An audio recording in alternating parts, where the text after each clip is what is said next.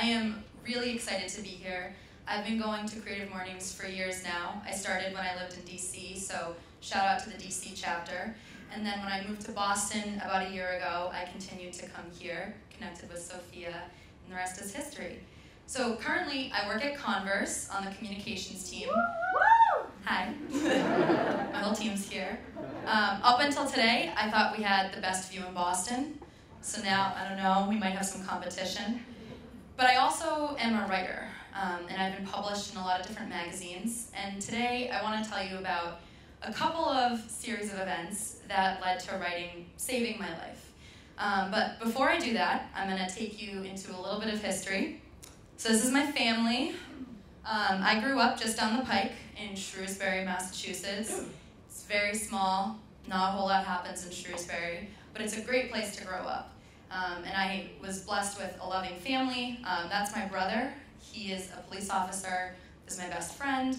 So I'd had kind of an unremarkable childhood, but I was a driven kid, and I figured out pretty early. I set a goal, I work hard, I achieved the goal, check the box. So I did well in high school, then I went to DC for college, had a great 4 years, did well in college, landed a job before I graduated.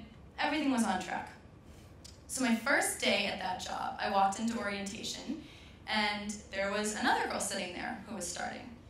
Her name was Becky, and have you ever seen somebody and instantly been like, this person is so much more together than I am. I am so intimidated, I need to be their best friend. And so that was Becky for me, and luckily she must have felt like being charitable that day because we quickly became very close. So the two of us, by a stroke of luck, were paired on the same project at this company, and we spent pretty much all of our working hours together, which, as anybody that works for a living knows, pretty much all of our hours together. And we even started spending some time together outside of work. So something to know about Becky is that she is extremely into running. I thought running was literally the worst thing in the world. I was like, I can't believe you do this for fun. And somehow she convinced me that it would be a great idea if I signed up for a 5K with her. So at the time I was living in DC, this 5K took place at the end of June in Washington, DC. So I put off training. Yeah. I started training halfway through May. I don't know how intimately familiar you are with the weather in Washington, DC, but I was running for the first time ever in swamp conditions, is how I would describe it. Hated every minute of training. And my mom's a huge runner, and I would call her pretty much every time. I would run like a mile, and I'd call her, and I'd be like, you're all insane. This is the worst thing I've ever done. And race day came, didn't talk myself out of it, ran the slowest 5K in the history of 5Ks, hated every minute of that, and then I crossed the finish line and something happened, which is that I fell in love with running. My mom took this picture. I love Tom Brady. I don't know if you can tell. So I got really into it, and it was awesome because one of my best friends at the time was also really into running. So we became like those people that everyone hates. We would swap training tips. One time she convinced me to make my own almond milk, which was very weird, and you can just buy that. And we got even closer because we had this shared passion. So year and a half went by, and I was 24 years old. I was into running, I was living and working in DC. All of my friends from college had also stayed in DC, so I was living in this charmed kind of bubble. I was crazy happy. DC is the best place in the world, in case you were wondering, despite what's going on there right now. So it was great, right? Life was great. So I don't remember the exact date, but it was right after she went on a family vacation to Italy. Becky and I were at work one day, and she was like, something weird is going on. I can't catch my breath, like ever. I constantly feel like I'm short. And she was one of the most fit people I'd ever met, and so this was definitely cause for concern. So she's like, I'm sure it's nothing. I'm going to go to the doctor. So Becky was diagnosed with lymphoma, and in her characteristic Becky way, she told me, I started crying, and she said, oh my God, calm down, I'm going to beat this. And then life went on, because when somebody's sick, they don't want you to wallow in it, and they don't want to wallow in it. And the most important thing for you to know about Becky is that she fought with everything she had. I have never seen somebody attack something with more strength and grace and humor. She was a constant inspiration, and somehow she kept up with everything in my life. So I would call her and I would say, "So how was chemo today?" And she would say, "Yeah, whatever. I know you went on a first date last night. Was he a jerk?" Usually the answer was yes. And I don't know, the world just continued to spin. And I decided I was going to train for my first marathon. And again, best person I know would call me, ask about the marathon training. We would text. And her being sick didn't really factor into the friendship, except that in my characteristic way, I wanted to do something. So I organized fundraisers. I had a graphic designer help me design t-shirts that I sold. We did light up the night walks. I just wanted to do something. And as the months went on, and as she wasn't getting better, her faith never wavered. And she would say to me, "Don't worry, I'm going to beat this." And so this is Becky. She's all the way on the right in the mosaic shirt. This was a race that we did together. One of our coworkers is next to her. I'm in all blue, and the one in the purple is my mom, who is a total babe. I know. We get it. And the world kept spinning. But unfortunately, Becky didn't get any better. She actually started to get worse. And I don't know if you've ever watched someone you love slowly slip away. Sorry. But it's one of the most painful things you can go through, especially when they are an encapsulation of what it means to be strong and vibrant. So in February 2016, we lost Becky on Valentine's Day. I didn't get a chance to see her in person, but I called, and they held the phone up to her ear, and I told her how much she meant to me, and then I took a lot of solace in knowing that her pain ended. I'm not going to go into a lot of details because she was also one of the most dignified people I've ever met, and I'm going to continue to grant her that, but I will tell you that it was not an easy end to Becky's story, and I think about that every day, and I miss her every day.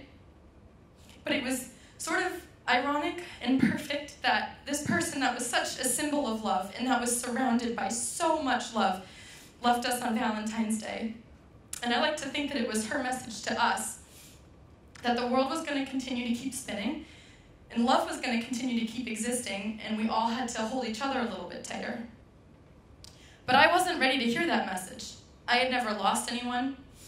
I was really angry, and I was also in the middle of training for my second marathon. So I had run one in November, and I decided, I feel really great. I'm going to run a second one in about 6 months. I think I saw a couple runners wince, so just hold on to that thought. So I'm right getting into the meat of training when we lose Becky. And one of the reasons that I loved running so much was because for the first time in my life, I stopped thinking. So when I go for runs, my brain's not running through a to-do list. I'm not criticizing myself. I'm not wondering if I'm doing enough. I'm just kind of peaceful. I can see all of my friends being like, "Girl, you should run all the time." So I wasn't ready to sit with what had just happened. So I threw myself into training.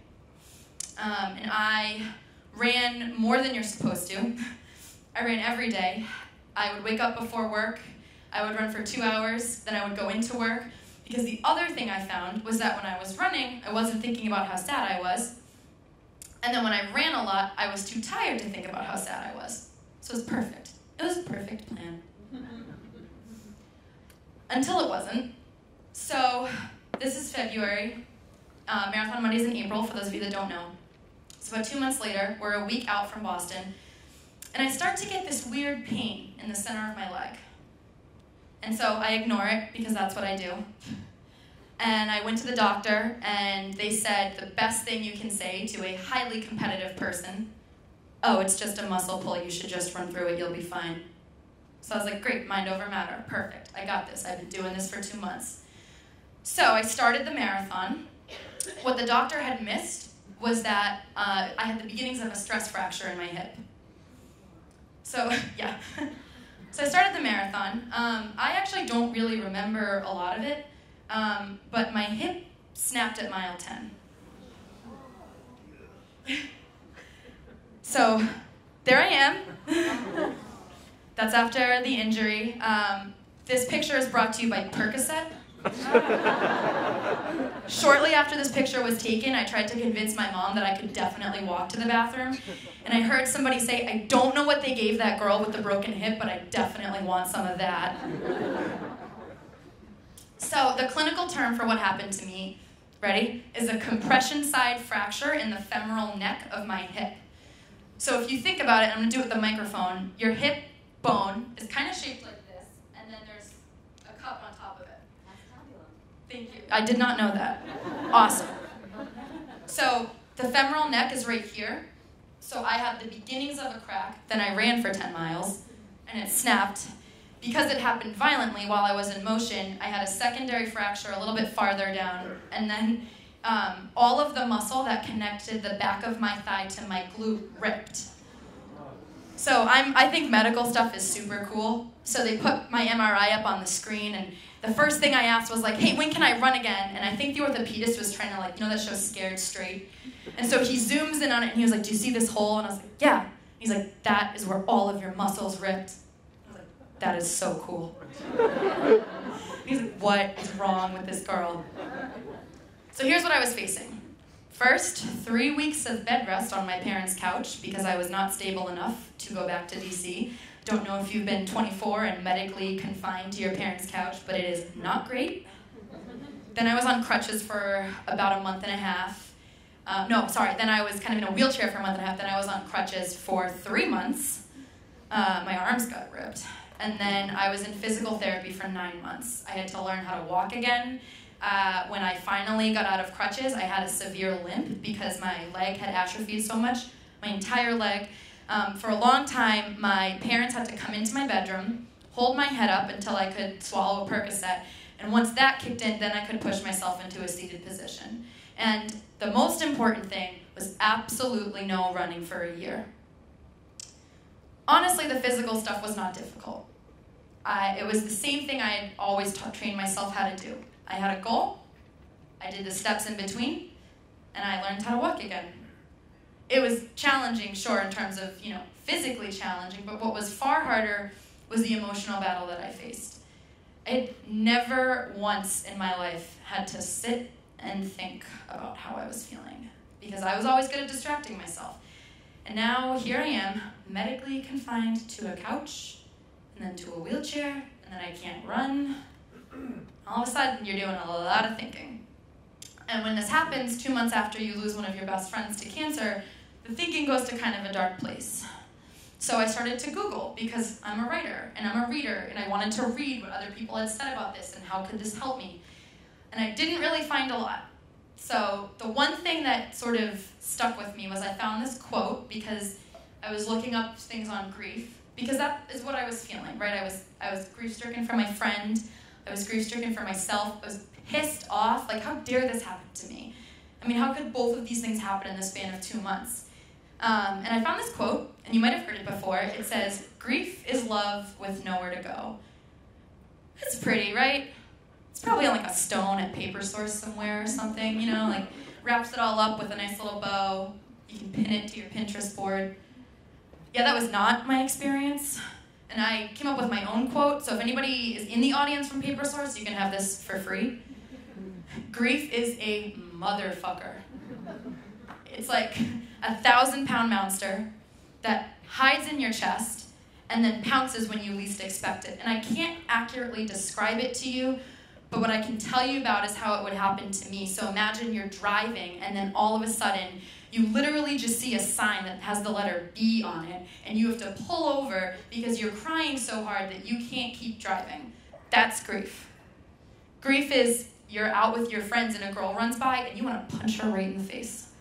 That's grief. And I couldn't find anybody that was writing about how ugly it was and how angry we were. And the other thing was that I felt like I had this giant hole in my chest, that if I looked down, it was all I could see. And everyone around me acted like there was nothing wrong with me. And so I would go to work or I would be with my friends and they would treat me like normal and I would be like, I am screaming on the inside. I don't get how you don't see this. And it was a completely surreal out-of-body experience because the world continued to spin. And that's the thing about going through difficult situations, right? They're happening to you and they are so uniquely yours, but the world continues to spin. So I decided I couldn't just sit with it. And I had a blog that I had like kind of used in the way that occasionally you're like, here's the banana bread recipe. But I had nothing else to do with my time, so I started writing.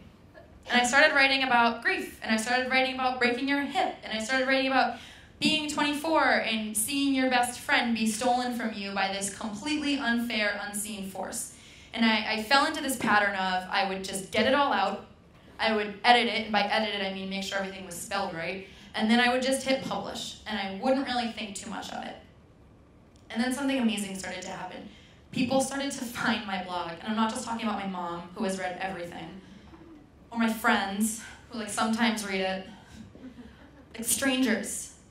Strangers started to find it, and I started to wake up to emails that were sent to me through the contact form. I started to wake up to like non-creepy DMs on Instagram, which was a totally different kind of revelation. People from England found it. I got a girl from Australia. I'm now Facebook friends with people all over the world. Some of them had the same break I did. Some of them had lost friends. Some of them had just been through some tough stuff, and they were really pissed off too. And they started to write to me, and they started to say, thank you. I've never had somebody talk about this before. Nobody's ever talked about how disorienting this is. I've never had somebody say, hey, this sucks. And it's okay that this sucks. And I'm pissed. And it's okay that I'm pissed. And I began to realize that we are in an age where all people show publicly is their highlight reel. And I'm guilty of it too. I love a good Instagram filter. I love a good Instagram photo shoot. But we're living in an era where people put up their highlight reel. They put up what they want other people to see. And the really raw, gritty stuff doesn't make it online all the time. Doesn't make it to what you talk about with your friends. In my case, didn't even really make it to what I was telling my family about. And so when I began to raise my hand and say, I'm mad, and I'm really sad, and I'm really struggling, it resonated with people. And I didn't expect that. I didn't set out for that. This was just, writing was the only thing I could do that was keeping me from going entirely insane. But there's this appetite out there for real. And the thing about surreal experiences that gives them all of their power is that we aren't talking about them. So it's that unknown, and it's that feeling of I'm going through this entirely by myself. And the thing that I began to realize is that when you talk about it, it takes away some of that negative power. And when you raise your hand and you say, this is how I'm feeling, and I'm struggling, and it's okay that I'm struggling, it takes away a lot of the dark power and the dark forces that are behind these surreal experiences. So I wrote a lot more. And I began to connect with people. It led to more writing opportunities for me. But really what sort of helped me get stronger emotionally was people reaching out to me and saying, this is me too. And I understand this. So, I went on. I kept writing. I kept getting stronger. I kept getting stronger physically. And I started to advocate more for people talking about grief. And I started to advocate more for not being afraid to shake off the surreal experiences. And then I began to realize that something surreal doesn't have to be negative. It doesn't have to be this completely dark force. It doesn't have to be this bad thing in my past. It could turn into a force for good. So there's no neat ending to something like this. I have great days. Then I have days where I think about my friend, or I think about the fact that I got injured so young and I'm probably going to carry effects with that for the rest of my life. And I'm still really mad. But I believe in the power of reclaiming your own narrative. And I believe that one of the most surreal experiences you can have is shaking off the bad stuff and coming full circle. So I'm running Boston again, hopefully. If there was wood, I would knock on it. But I'm fundraising. The brother that I talked to you about earlier is a police officer, so I am fundraising for a charity that directly impacted his life. And I'm looking to the future. And somebody asked me when I said, I'm going to try to go for this again, they said, are you nervous? And I was like, I am scared shitless. I don't know if you've ever run after breaking a hip, but I think about it every time I go out for a run. I think about what it felt like to wake up on the side of the road in Framingham. I got carried off the course by a National Guardsman, and all I kept saying to him was, "Oh my God, these are brand new running leggings. They cost me $100.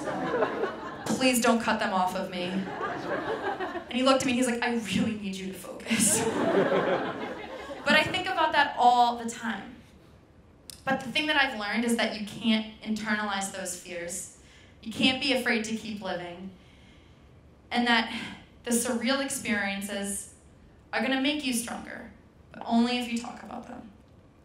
So I have a little bit of homework for everybody, which is that when you leave today, think about something that's happened to you that you've had trouble talking about. And it doesn't have to be bad. It could be something so good that you're afraid to breathe it into the world, because that might make it not real. Think about that surreal experience and write about it. Publish it if you want to. Tell somebody about it. But let it out of your brain, because I think you'll be pleasantly surprised by what happens next. Thank you.